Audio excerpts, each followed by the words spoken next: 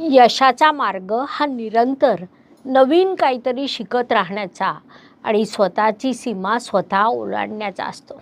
म्हणून प्रत्येक दिवसाला शिक्षणाची नवीन संधी माना आणि स्पर्धा स्वतःशीच करा.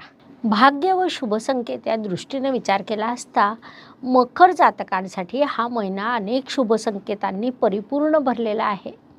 त्यामध्ये प्रामुख्याने सांगायचं झाल्यास तुमचे धनेश धनस्थानात विराजमान आहे, ज्याला आपण अत्यंत मोठा शुभसंकेत म्हणू शकतो. यानंतर दुसरा मोठा शुभसंकेत म्हणजे निसर्ग कुंडलीतील सगळ्यात शुभ ग्रह गुरुदेव तुमच्या पंचम स्थानात विराजमान आहेत. महत्त्वाची बाब म्हणजे तेथून त्यांनी तुमच्यासाठी पत्रिकेतील धर्म त्रिकोण पूर्ण केलेला आहे. तुमचं भाग्य समृद्ध करणं, व्यक्तिमत्व सकारात्मक करणं अशा अनेक दृष्टीने लाभदायक कालखंड त्यांनी तुमच्यासाठी निर्माण केलेला आहे.